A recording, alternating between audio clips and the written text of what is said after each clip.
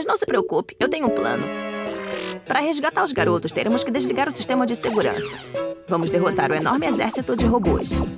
Com os guardas fora do caminho, a única coisa entre nós e os caras será um enorme portão de metal que destruiremos. É, assim, eu tenho certeza que você deve ter me ligado por engano e tal. Mas eu pensei, sei lá, vai que é uma emergência ou ela tá precisando de alguma coisa. Por isso que eu preferi te ligar, entendeu? Claro! No carro é onde sempre rola o lanchinho surpresa. Quer um? Eu tô dividindo.